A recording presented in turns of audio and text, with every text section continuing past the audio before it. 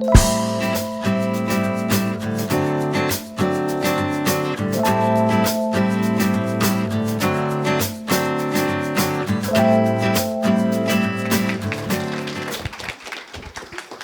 awkward to have to listen to that about yourself. Kia ora everyone, I'm Cambrian from Ember Innovations. We're working to improve the mental health system through innovation and systems change, and it's a massive job, but tonight I'm actually going to speak more on a personal level and bring it down to individual wellbeing. So I've got a bit of a presentation based on some of my own thoughts, so it's going to be a little bit out there, but hopefully it's clear enough to understand. The title of my talk is Loosen Up to Strengthen Up, as opposed to Strengthen Up to Strengthen Up, because I'm looking at the idea of applied vulnerability, where it's rather than making ourselves stronger in order to be stronger, opening up and being more vulnerable can actually lead to being a more balanced and grounded human being. And I think this intersection between entrepreneurship and health, it's particularly important to find that sort of equilibrium between mind and body, so you can relax and also do the work. The basis of this talk and my journey was that I had a burnout in 2012, and burnout's always very significant for you, and perhaps not noticeable for people around you. But in my job at the moment, I'm engaging with a lot of people every day, and there's a lot of people burnt out there. There's a lot of people just running to stay still, and so I thought it would be a relevant topic to talk about. And so during my burnout, I experienced a lot of the sort of physical and mental symptoms that people normally do. Heart rate, most of the things associated with public speaking. But also time distortion, time was going very fast or very slow. Really uncomfortable feelings, and a lot of people, I entered into that journey of how can I fix myself? How can I return myself back to where I was? And not really looking forward to who could I be if I fix this, but what am I doing to address this? And I looked a lot of places as well. I went out there, I read the sort of Eckhart Tolle, I read the books, I did the practices, I've done all sorts of stuff, lots of supplements, as my flatmates would know. But ultimately, I was looking for something more universal and something that would bind, why was this experience going over multiple years? And it's by this time, it's 5-6 years have gone past of feeling really drained, really tired, really uninspired, and essentially disconnected from the world around me. And ultimately, it came back to being in my own body and to start to acknowledge that the fact that my body was tense, I was holding a lot of resistance and basically had become a human brick.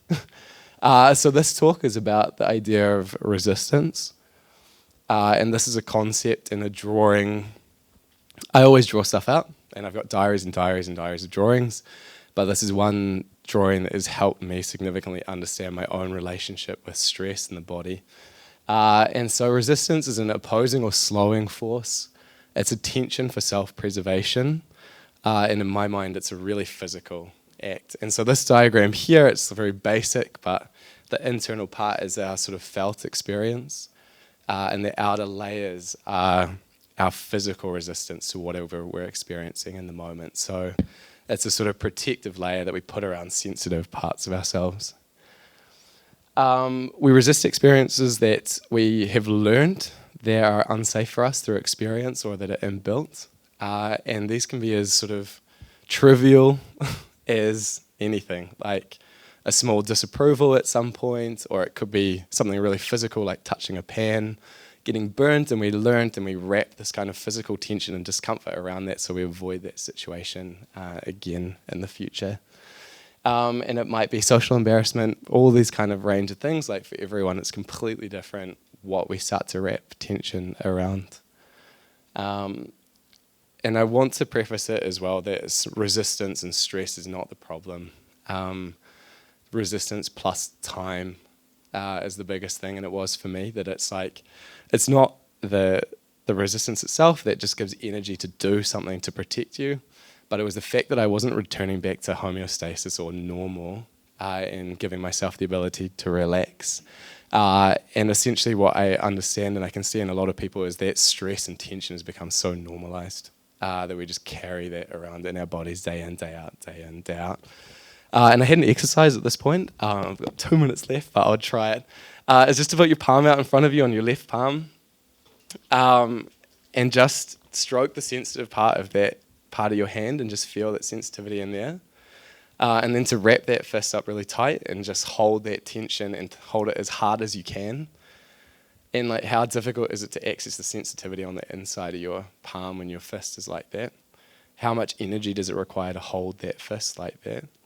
And how much pain and discomfort does it take to hold that tension? And a lot of people are holding their bodies every day. And so basically this is the core of the talk, is like the rut and establishing this cycle. And so I was stuck in this incredible rut that was like chronic tension.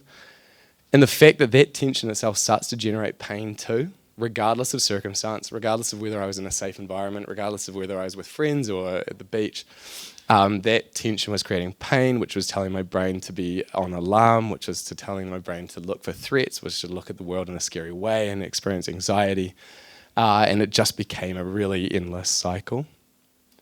And my approach to that eventually, which started to break that cycle, was applying vulnerability as a physical practice. And a lot of people who have done yoga or engaged in those practices will already have experienced this, but just the slow, methodical unwinding of the body in order to resensitize and be able to re-experience and integrate some of these experiences that I was afraid of.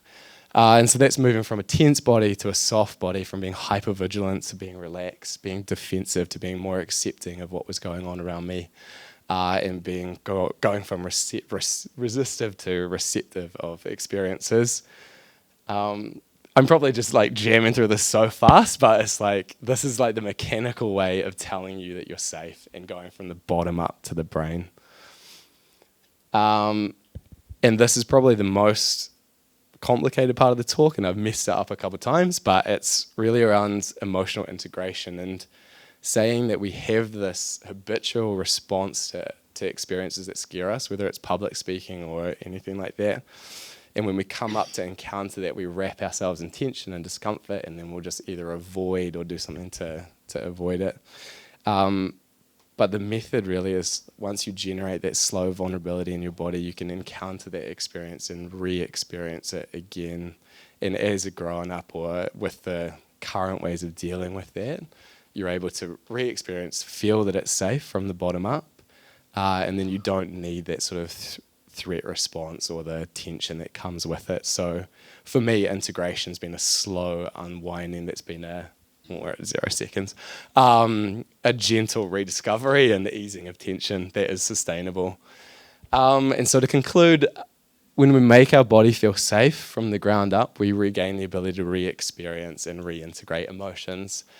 We stop wasting energy by holding that tension, and it allows you to make choices and decisions out of love and acceptance rather than from hate and fear. And I think that's what the world needs at the moment. So thank you very much.